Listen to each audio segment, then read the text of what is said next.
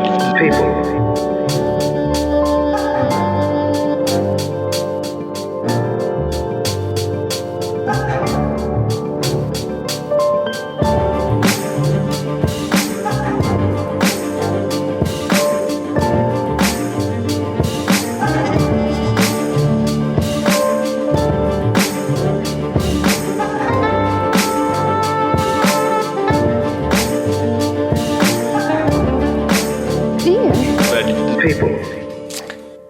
Et bonjour à tous, chers auditeurs, j'espère que vous allez bien.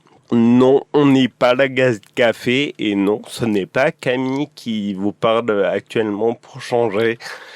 C'est Damien qui reprend le micro pour une émission un peu spéciale parce que Dirveille People a été gentiment invité à un événement qui a eu lieu le 6, 7, 8 juin à Palavas-les-Flots, à l'Institut Saint-Pierre. Il s'agit de l'événement Fabricarium. Et je suis en compagnie des organisateurs de cet événement, Benoît Sigobert, bonjour. Bonjour. Et Marco Dobreco, bonjour. Donc, on va parler un petit peu de cet événement. C'est quoi le Fabricarium ? Alors, le Fabricarium, c'est un événement de prototypage rapide. L'objectif, c'est de réunir des gens de la France entière pour répondre à des besoins de personnes en situation de handicap. Et en 3 jours, l'idée, c'est de partir des besoins et de réaliser une solution pour essayer de fabriquer un prototype qui aide, qui améliore la vie de personnes en situation de handicap, le quotidien. Là, c'était la première édition du Fabricarium. C'est ça, pour nous, à Palavas, c'était la première, mais on fait partie d'un réseau qui a déjà fait ce genre d'événement, mais plutôt côté Bretagne, dans le nord de la France. D'accord. Donc là aussi, peut-être donner des infos à nos auditeurs. Qui êtes-vous ? Comment ? Alors, moi, je m'appelle donc Benoît Sigobert, je coordonne le Human Lab Saint-Pierre, qui est une association sur Palavas-les-Flots, qui est portée par la Fondation Saint-Pierre. Et je suis aussi ingénieur à l'Institut Saint-Pierre, donc ce sont des structures qui accompagnent les enfants principalement, mais le Human Lab Saint-Pierre, c'est aussi ouvert à toute forme donc, de handicap et enfants et adultes. Et au quotidien, avec Marco qui va se présenter après, on essaye d'accompagner donc ces personnes dans la réalisation de solutions qui sont ensuite librement partagées pour que ça serve au plus grand nombre. Et du coup, moi, Marco Dobreco, et j'ai rejoint Benoît en octobre au Human Lab en tant que chargé de mission. Donc, j'essaie de l'accompagner un peu dans tous les projets du lab. Ok, merci. C'est quoi l'envie de départ de ce Fabricarium ? Pourquoi vous avez créé cet événement ? Est-ce qu'il n'y en a pas assez ? Ou est-ce que vous voulez apporter votre touche aux différents Fabricariums qui peuvent déjà exister ? L'envie de départ, en fait, c'est vrai que nous, toute l'année au lab, on essaye d'œuvrer à accompagner, trouver des solutions. Et c'est vrai qu'organiser ce genre d'événement, c'est faire ce qu'on fait toute l'année, mais dans un format concentré. Ça permet de mettre un peu en lumière, de faire parler de ce qui est possible de faire dans ce genre de lieu. Et en même temps, de réunir du monde de la France entière. Donc, c'est un événement collaboratif. Et puis, il y a ce format d'intelligence collective, où on concentre des gens sur un laps de temps très court qui ont des profils très différents. Et c'était cette envie-là, de créer cette alchimie, de voir si la sauce allait prendre pendant ces 3 jours et aussi d'impliquer des partenaires autour de notre association, puisque on a besoin aussi de mécènes pour exister. Ok. Je pense que ça a pris. Je pense que Koji a des petites choses à nous dire, qui a participé au Fabricarium là-dessus. Et c'est incroyable comment les gens peuvent se réunir et en fait se mettre d'accord, accorder leur cerveau, se synchroniser en fait sur des thématiques qui ne les concernent pas forcément directement, mais qui font suffisamment sens pour réunir des gens et arriver à quelque chose de concret sur lesquels sont problématiques qu'on ne connaissait pas avant d'arriver et sur lesquelles on est fier d'y avoir contribué en fait. En tout cas à la solution.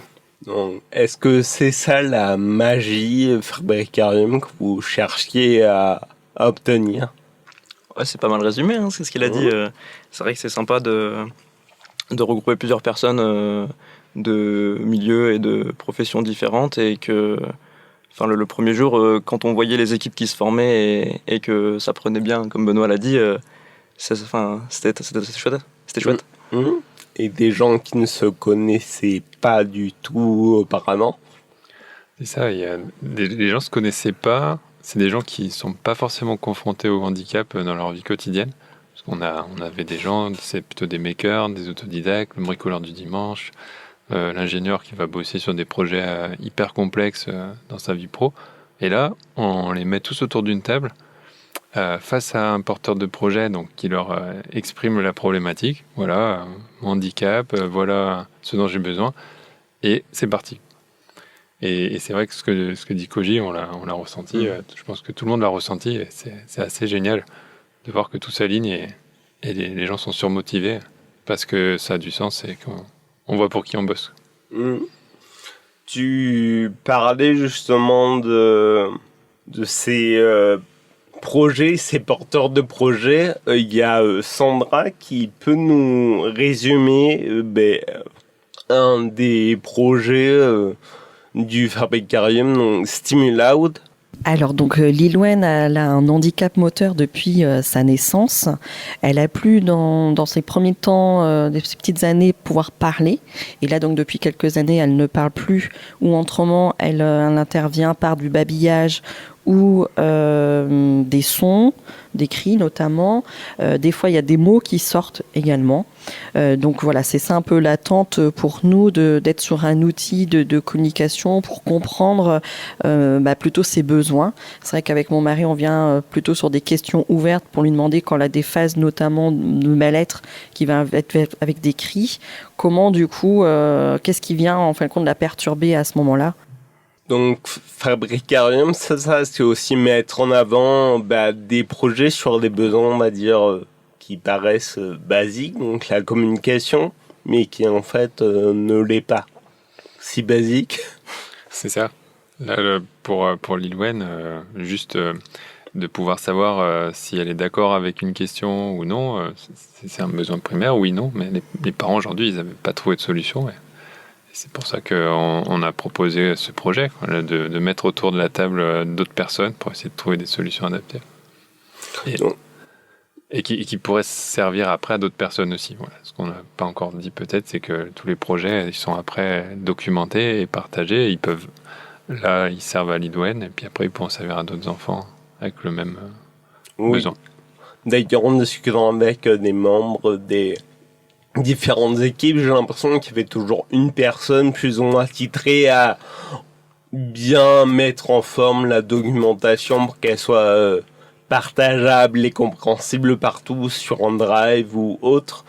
En compagnie du projet Stimuloud, il y avait aussi 3 autres projets, donc Ergo, aidez-moi, Frontline Roll, Fit and Fun Kids. Et Fit and Fun Kids. Comment vous avez choisi ces projets? Il y avait un peu la difficulté, c'est pas une difficulté, mais vu qu'on est rattaché à l'Institut Saint-Pierre, on avait quand même la volonté aussi d'avoir des projets pédiatriques pendant cette édition du Fabricarium, ce qui n'était pas forcément le cas dans les éditions précédentes organisées par My Human Kit. Donc on avait déjà cette contrainte entre guillemets là. Donc après c'était en fonction des besoins qui nous sont arrivés au cours de l'année, on a des projets qui pouvaient potentiellement bien se prêter au format du Fabricarium. Je pense notamment au projet d'Hugo, Ergo, qui était un système qui avait déjà été fait au Human Lab, et on s'est rendu compte qu'il fallait l'améliorer. Et donc il y avait de l'électronique, il y avait un peu de code, il y avait du dessin 3D, et on s'est dit ça peut bien coller avec l'événement. Après, par exemple, pour le projet de Lilwen, Stimuloud, donc là le projet il nous a été apporté par My Human Kit, donc, qui est l'association qui porte le réseau des Human Lab, donc à Rennes. Et donc là, en échange, on nous a proposé le projet en disant qu'il pourrait aussi bien coller avec le format et avec du coup le Fabricarium tout court, tout simplement. Après les autres, je les ai plus trop en tête. C'est l'ENRIA, oui. Arriver à trouver des projets qui ont assez de matière pour 3 jours de travail et et qui sont pluridisciplinaires pour que dans chaque équipe, chaque personne trouve un rôle, puisqu'à chaque fois, après, une fois qu'on avait identifié le projet, il fallait qu'on trouve les compétences à mettre autour dans chaque équipe. C'est-à-dire que c'était vous qui identifiez les projets qui pouvaient être intéressants, ou est-ce que des gens pouvaient venir vous voir en proposant des projets pour le Fabricarium? Les deux. On a fait un listing de projets au démarrage, et puis après, il fallait que tout s'accorde, en fait, que les porteurs de projets soient disponibles, qu'on ait les compétences à mettre en face. Donc ça a été un travail qu'on a démarré à peu près 6 mois avant l'événement, pour qu'on ait nos 4 porteurs de projets et nos 4 équipes. Moi, dans le même sens, j'ai demandé à Sabrina comment elle a choisi le projet. Donc elle travaillait sur le projet Front Roll et elle hésitait entre 2 projets. Elle va nous expliquer tout ça.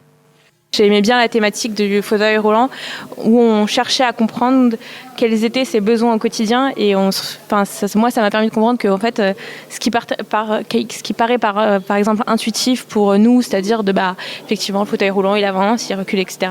On prend pas en compte certains aspects de la vie quotidienne qui peuvent être vraiment cruciaux, de type la pluie. S'il pleut, ça veut dire que la main courante sur laquelle il appuie pour avancer, il va avoir la main qui glisse et du coup au quotidien ça va être super compliqué.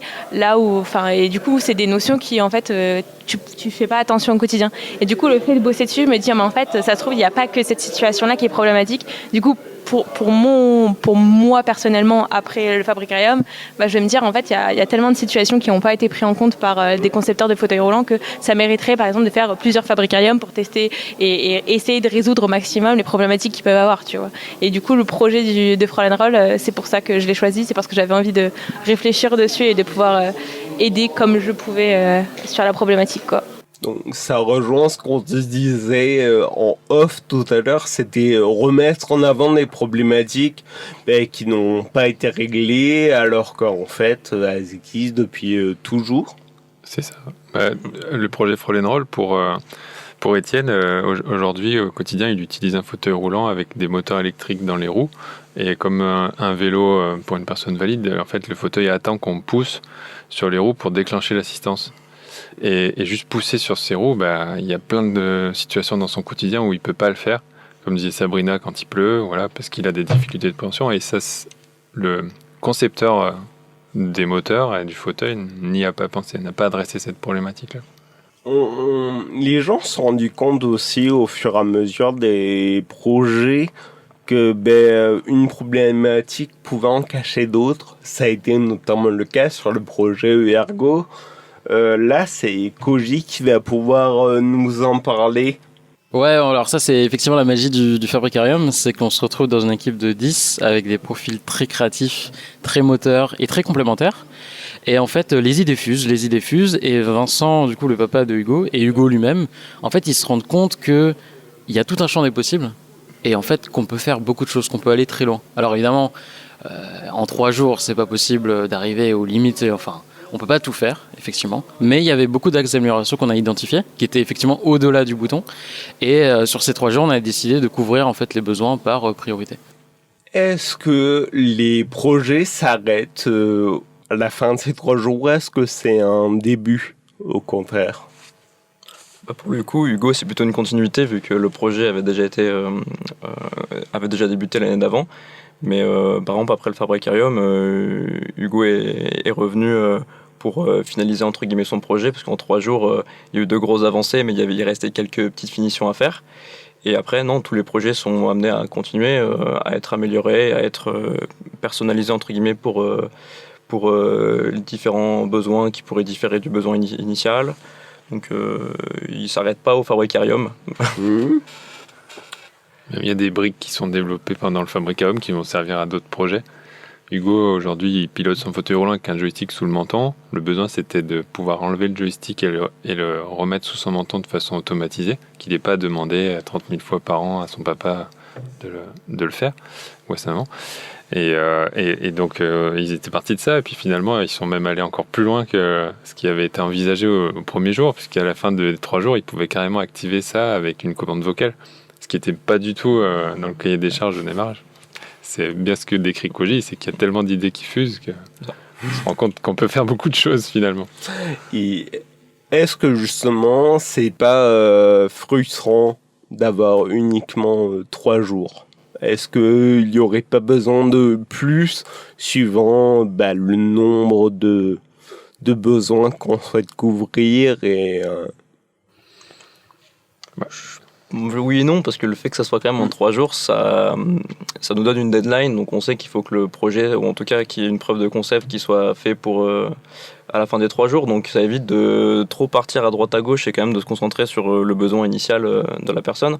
Donc certes, c'est à la fois un peu contraignant parce qu'il y a des parties du projet qu'on va pas pouvoir explorer, mais c'est aussi bien parce que ça cadre entre guillemets le projet. Mais comme on l'a dit juste avant, le projet il est amené à être continué après, donc les briques qui sont commencées pendant le Fabricarium vont être continuées après le reste de l'année.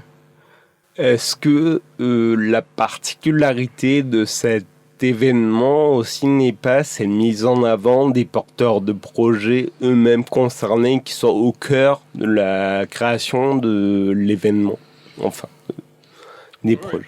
Oui, c'est vrai que c'est le concept en fait du Human Lab et là qui est appliqué pendant ces 3 jours, c'est ce qu'on appelle nous la co-conception, faire des choses pour la personne et avec la personne. Et ça c'est assez génial parce que pour les personnes qui travaillent sur le projet, de vivre ça donne du sens à ce qu'ils font. Et je pense que pour le porteur de projet, ça lui permet d'avoir une solution qui correspond forcément à ses besoins, puisqu'il va dire tout de suite, non, ça, moi, dans mon quotidien, ce n'est pas adapté, ou alors ça me convient. Et c'est vrai que de mettre en lumière ça remet la personne au centre de la conception, ce qui est quasiment jamais fait en fait dans la création d'un produit aujourd'hui. Je crois que Johan de My Human Kit a des choses à nous dire à ce niveau-là aussi. Il faut qu'on arrive à ce que les gens se servent de la technologie et ne soient pas asservis par la technologie. Et c'est là, quand au lycée, on a monté le Fab Lab et qu'il y a un gars qui est venu avec sa main bionique en disant est-ce que vous pensez qu'on pourrait faire la main bionique? Là, je dis ouais, super, mais c'est quoi ton projet vraiment? Et en fait, il a enlevé son emboîture et on fait oh merde, mais c'est vraiment une prothèse, c'est pas une main robot que tu veux en fait. D'accord. Et donc là, en fait, ça a vraiment été de comment je peux lui passer les compétences pour qu'il devienne le plus autonome possible. Et en fait, c'est de là qu'est née l'association My Human Kit, quoi. Est-ce que ça résume pas aussi ce que cherche à faire le Human Lab, c'est remettre les gens acteurs de leur handicap? Si, totalement, il a très très bien résumé. Même toi, tu peux en être témoin qui vient au Human Lab. Le but, c'est vraiment d'accompagner la personne de A à Z sur son projet, donc l'initier aux différents logiciels ou machines si elle veut elle-même être actrice du développement de son projet. Mais c'est vraiment d'accompagner la personne et de faire le projet pour elle et avec elle. On ne parlera pas de fusion, Marco. C'est le traumatisme encore trop frais. C'est remettre en avant les personnes concernées, donc via les porteurs de projets, mais c'est aussi le cas de participants. Il y a eu le cas de Guillaume, qui est lui-même en situation de handicap et qui a pu participer à ce projet. Alors effectivement, il y a plus d'affect parce que je suis en situation de handicap, donc pour donner mes compétences et mon temps pour des personnes qui vivent le même type de problèmes, de difficultés, de problématiques dans la vie de tous les jours, forcément ça m'affecte et ça me motive un peu plus. Donc je suis très content de donner de mon temps et de mes compétences pour ce genre de projet. Est-ce que c'est important pour vous, ça aussi, que les personnes concernées puissent venir participer au Fabricarium et puissent donner leur temps et donner aussi des compétences que les autres participants ne peuvent pas avoir de par leur situation de validité? Tout à fait. Pour nous, c'est assez génial d'être témoin de ça. C'est-à-dire Guillaume, il s'est présenté au Human Lab avec un besoin au démarrage et il a appris, par exemple, à dessiner en 3D, à réaliser ses solutions pour lui. Et puis là, on se rend compte que quelques mois après, il va prendre des jours de congé pour venir transmettre ce savoir dans le cadre du Fabricarium pour accompagner une autre personne en situation de handicap. Donc ça, c'est génial, parce que ça veut dire que, comme disait Johan, il y a une transmission de savoir. Maintenant, il a des clés supplémentaires. Alors bien sûr, il a plein de compétences de par son métier, sa formation, mais tout ça fait que maintenant, c'est lui qui va prendre le relais aussi et montrer qu'au lieu de subir le handicap, là, on peut essayer d'améliorer son quotidien par soi-même, avec d'autres. D'ailleurs, le projet de Guillaume était le projet Fit and Fun Kids. Est-ce que vous pouvez un petit peu parler de ce projet parce qu'il y a un petit passif, il me semble qu'un projet Fit and Fun existait déjà et que là, on en a essayé de le transposer pour une version enfant, entre guillemets. Oui, le premier projet, il avait été fait au Fabricarium de Rennes en octobre dernier. Et l'objectif, c'était de faire une suite un jeu vidéo pour des personnes qui font du sport, donc de l'activité physique adaptée en situation de handicap. Donc, par exemple, mettre un capteur sur une sorte de pédalier, de main d'allier, et plus la personne maindale, ça va activer un petit bonhomme en canoë. Et nous, on est parti de cette idée-là parce qu'on s'est rendu compte que y avait plein d'enfants qui font aussi ce genre d'activité, bien sûr, qui sont en situation de handicap, et c'est absolument pas fun de faire ça face à un mur. Et voilà. Et donc, on s'est dit, pourquoi pas faire carrément une suite de jeux vidéo pour les enfants, pour les aider à faire cette rééducation-là, et même... ça serait génial si ce serait d'autres enfants qui programmaient les jeux vidéo. Et le projet Fit and Fun Kids est né de ça. Et on va en parler juste après une petite pause musicale sur Auditoris où on va parler du résultat de ces différents projets et qu'est-ce qu'on peut souhaiter pour la suite au Fabricarium. À tout à l'heure sur Auditoris.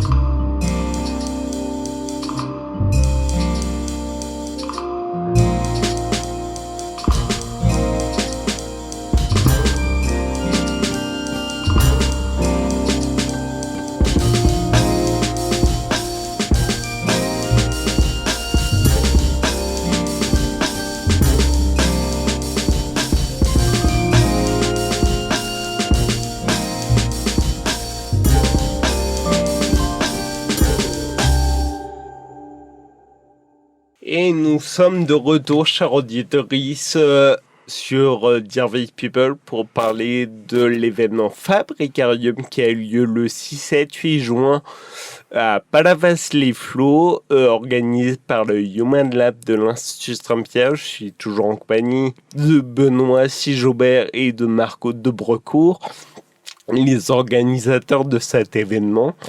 Durant la première partie, on a un petit peu parlé des différents projets de cet événement. Donc on le rappelle, Frauen Roll, Ergo, Fit and Fun Kids et Simulad, qui sont amenés par des porteurs de projets concernés par des situations de handicap. Et maintenant, on va un petit peu parler de la fin de l'événement et donc des résultats des projets. Qu'est-ce que vous pourriez nous dire sur ces projets au bout des 3 jours? Déjà que les équipes avaient bien travaillé. Et, non, mais du coup, pour résumer un peu l'événement, c'est vrai que c'était 3 jours intenses et on s'attendait pas trop, on s'attendait pas à ce qu'il y ait des prototypes aussi fonctionnels à la fin. Je pense, moi j'ai en tête celui d'Étienne où c'est quand même impressionnant de le voir bouger ses mains avec des capteurs et que le fauteuil roulant avance tout seul. Et c'est un peu pareil pour tous les projets, de voir Lil Wayne qui répondait au stimuli qui avait été enregistré par son papa ou avec les autres personnes de son équipe. De l'avoir répondre à tout ça, c'est vraiment chouette. Après, le projet d'Hugo, pareil, moi il m'a bluffé avec toutes les améliorations qui ont été faites et les fonctionnalités qu'il avait maintenant. Et Fit and Fun, pareil, ils ont fait de grosses avancées, que ce soit au niveau des jeux vidéo qui ont été développés ou des différents capteurs qui ont pu être utilisés pour faire justement pour interagir avec ce jeu vidéo. Et donc la présentation de fin, parce que du coup tous ces projets ont été pas mis en avant, mais étaient présentés au reste des équipes tous les soirs par une petite restitution de fin. Et la restitution du dernier jour donc était sympa parce que tout le monde était présent et regardait ce qu'avaient fait les autres. Donc c'était vraiment chouette. Je crois que justement, Étienne a un petit avis à donner juste après la présentation, donc à chaud, juste après la présentation de fin du dernier jour. Globalement, impressionné. Impressionné, bien sûr, au premier plan par ma propre équipe qui a fait un travail remarquable et une quantité de travaux qui ont été réalisés assez impressionnante.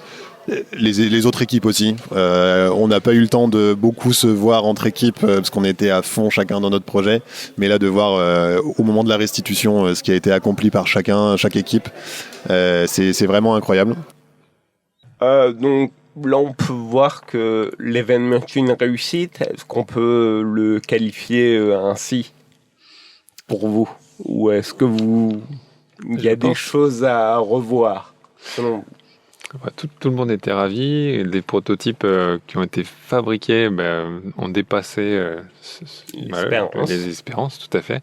Donc je pense que là, on va pouvoir dupliquer tout ça pour en faire un par an, puisque c'est aussi l'objectif à chaque fois, le rendez-vous annuel du Fabricarium de Palavas. Et c'est vraiment quelque chose qui... Nous, on espérait que cette alchimie... existe, se crée justement de ces équipes autour de ces projets, etc. Et à la fin du premier jour, déjà, on pouvait voir que c'était plutôt bon signe, puisque les équipes s'étaient naturellement mis d'accord sur des pistes de solutions. Il y avait une belle communication. Et ça a été un événement très riche, aussi bien humainement que technologiquement, puisque c'est ce qui est le plus surprenant en général sur des formats de 3 jours, des hackathons. On terminait 3 jours par un concept, et là, à la fin des 3 jours, il y a carrément le concept qui est fabriqué. Et de rajouter cette fabrication, ça fait que le résultat il est encore plus magique, parce que c'est pas juste un concept. Là, on l'a fabriqué et on le teste avec la personne face aux autres équipes. C'était un peu fou. C'est vraiment à la fin des 3 jours, les gens avaient presque du mal à se dire au revoir, comme à la fin d'une colonie de vacances. On se connaissait pas au bout des 3 jours. On a bossé ensemble, ça a été très riche. Et à la fin des 3 jours, on n'a pas envie de se séparer. On aimerait bien continuer à prototyper. Et justement, c'est un événement qui a duré 3 jours. Mais combien de temps en amont vous avez commencé l'organisation de cet événement? Comme l'a dit Benoît tout à l'heure, dès 6 mois avant l'événement, c'était déjà commencer par chercher les projets adéquats pour l'événement. Après, il y a eu la constitution des équipes, gérer toutes les personnes, que ce soit pour leur logement, pour la restauration, pour aide-moi. beaucoup de logistique, parce que il a fallu gérer plus d'une 50aine de personnes. Plus après l'aspect technique consommable, anticiper, pour tel projet il va falloir tant d'imprimante 3D, des capteurs, faire des achats, il y a beaucoup d'anticipation. Malgré ça, ce qui parfois dans certains projets il a manqué tel ou tel composant qu'on n'avait pas sous la main, mais beaucoup d'anticipation pour que tout se passe bien et qu'on permette aux équipes à la fin des 3 jours de le fabriquer. Donc qu'elles aient tous les consommables, ça va de la machine à coudre à l'élastique, au tendeur. Il faut essayer d'anticiper leurs besoins parce que les idées fusent et voilà. Et je suppose qu'il y avait aussi un aspect financier important. Tu as parlé de mécènes tout à l'heure, Benoît. Comment ça a pu se passer à ce niveau-là? Tout à fait. C'est vrai que nous, le Human Lab Saint-Pierre, à l'année, on est sur un fonctionnement entièrement gratuit pour la personne en situation de handicap. Et tout ce qui est créé, c'est ensuite librement partagé. Donc il n'y a pas de création de recettes, etc. On repose sur des dons, sur des mécènes. Aujourd'hui, à 100% sur la Fondation Saint-Pierre. Et là, à terme, l'objectif, c'est de trouver des partenaires qui ont envie de s'impliquer financièrement de soutenir l'association. Et là-dessus, on a présenté cet événement en fait à différents organismes. Là, cette année, pour cette édition, on a eu un soutien financier déjà de la région Occitanie, qui a été partiellement sponsor, et puis de Fortil, qui est un groupe d'ingénierie, d'AXA, et aussi de l'INRIA. Voilà, donc on a pu avoir un petit peu de sponsors, et à terme, on espère que ce genre d'événement, ça permettra d'intéresser, pourquoi pas, un grand groupe qui accepte de financer l'association. Et tu as dit donc l'événement, le but c'est de le reproduire chaque année. Est-ce qu'on n'aurait pas envie de le voir encore plus souvent que ça? Je crois qu'Hugo a un petit avis sur la question. Oui, ça devrait être plus régulier parce que ça permet d'avoir tous les horizons et d'avoir une ouverture plus large des événements, et ça devrait être par exemple tous les ans, et ça permettrait aux gens de venir, d'échanger, d'utiliser leurs compétences pour aider la vie quotidienne des personnes en situation de handicap comme moi, et ça fait le bonheur des gens. Donc en effet, tous les ans, mais est-ce qu'on n'aimerait pas aussi le voir ailleurs? Donc là on a parlé de la France. Mais est-ce qu'on n'a pas envie de le voir ailleurs qu'en France? Il me semble que Benoît, tu as participé à ce genre d'événement au Japon. Est-ce que tu as un coopératif à faire, vu que tu as la vision participant et maintenant organisateur de ce genre d'événement? Alors, je pense que justement c'est assez troublant, et en même temps, au final, c'est normal, mais c'était très similaire. C'est-à-dire qu'au Japon, malgré la différence culturelle, malgré les milliers de kilomètres qui nous séparent, ce genre d'événement, il était exactement pareil. C'est-à-dire qu'au début, les gens ne se connaissaient pas. On avait notre porteur de projet japonais ou français, et des gens qui venaient d'un peu partout au Japon. Et puis à la fin des 3 jours, il y a des prototypes réalisés avec cette même alchimie, cette même envie. Donc c'était très comparable. Bien sûr, il y avait la barrière de la langue qui a compliqué les choses. Pas toujours facile d'expliquer déjà en français l'idée qu'on a derrière la tête. Alors là, avec la barrière de la langue, c'était plus complexe. Et on aimerait bien que ce genre d'événement devienne international, dépasse ses frontières. Pourquoi pas l'année prochaine, justement, envoyer la balle, essayer de faire venir, pourquoi pas les équipes japonaises, si on arrive à trouver du support pour ça. Et faire grandir ce genre d'événement, le répandre au niveau mondial, ça serait génial. Plus on en parle, plus on permet de changer les regards et de donner ces nouvelles idées autour de ces nouveaux concepts. En attendant d'avoir les Japonais qui débarquent, je crois qu'on a eu un participant brésilien cette année, du nom Thiago, qui peut nous parler un petit peu de son expérience. Pour moi, c'est une porte ouverte parce que il y a des enfants ici, il y a d'autres personnes qui ont besoin d'aide aussi. Et pour moi, c'était difficile pour voir l'opportunité de travailler avec ce type d'ingénierie que je fais. Plus proche d'une institution comme un hôpital, comme ça, et pas forcément la recherche. Est-ce que c'était ça aussi, ce genre de challenge qui était offert aux participants du Formicarium, c'est-à-dire ne plus être dans la recherche, mais être dans quelque chose de plus concret pendant 3 jours, donc, et offrir une grosse parenthèse sur ce qu'ils font quotidiennement? C'est ça. On avait plusieurs chercheurs, des étudiants, doctorants, etc., qui travaillent sur des sujets déjà liés au handicap, mais parfois ils ne vont pas être confrontés au handicap, voire même pendant leurs 3 ans de thèse, rencontrer personne en situation de handicap. Et là, pour le coup, c'est ultra appliqué, c'est ultra concret. C'est pas possible de faire plus appliqué en fait que ce genre d'événement ou que ce qu'on fait au quotidien au Human Lab. Donc ça leur permet justement de appliquer leurs compétences et de voir le résultat tout de suite. Est-ce qu'on peut espérer voir le Fabricarium appliqué à d'autres domaines? J'ai pu en discuter avec Thomas, qui était bénévole sur l'événement, qui est lui-même étudiant à Sciences Po. on a pu discuter de cette question. Et donc ce type d'événement existe déjà lié à la politique, mais il n'y a absolument pas la facette inclusive qui est prise en compte comme elle peut l'être ici. Le handicap n'est pas du tout un sujet central de ces événements-là, c'est uniquement la politique, les sciences politiques, les sciences sociales. Donc oui, lié au handicap, ça pourrait être intéressant, pourquoi pas. Qu'en pensez-vous? Non, mais du coup, Thomas était stagiaire avec nous durant l'événement. Il nous a beaucoup aidé sur les préparatifs et durant l'événement. Et non, mais je suis d'accord aussi avec ce qu'il dit, dans le sens où le fait d'inclure la personne, de la mettre vraiment au centre des projets, que ce soit pour les participants ou même pour eux, les participants, ça les motive, ça donne du sens à leur travail. Et pour les porteurs de projets, ça leur permet d'avoir vraiment des prototypes et des aides techniques adaptées pour eux. Et entre guillemets, en grande partie aussi par eux. Donc je sais pas si j'ai bien répondu à la question, mais si.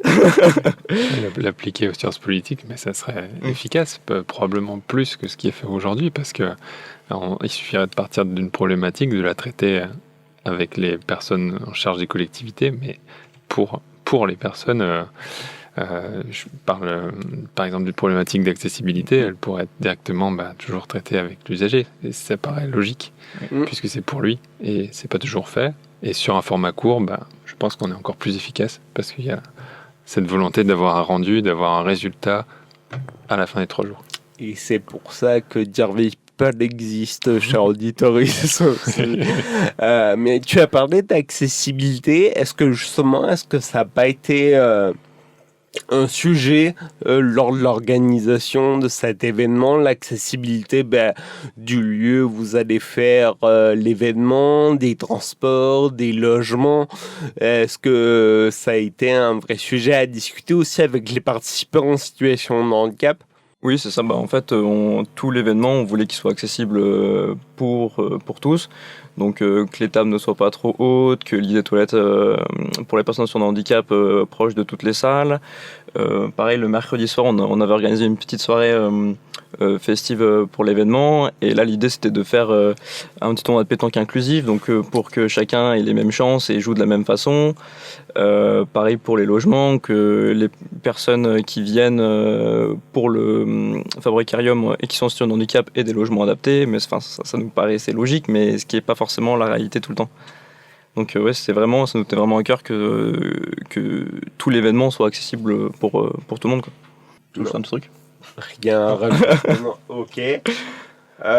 Donc, qu'est-ce qu'on peut espérer par la suite pour Fabricarium, à part une nouvelle édition en 2024? Plus de projets, ou est-ce que vous restez sur 4 projets? Je pense qu'à gérer, après, en termes de capacité d'accueil, de personnes, etc., on était déjà sur à peu près une 50aine de personnes, c'était pas mal. Donc, on pourra difficilement faire plus de 4 projets.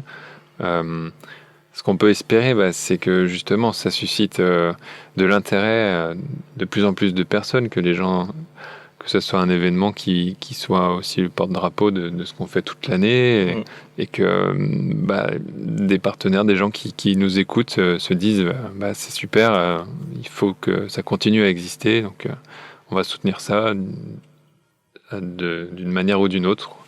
Voilà, mettre en lumière et grandir pour justement pérenniser tout ce qu'on fait au quotidien, en fait.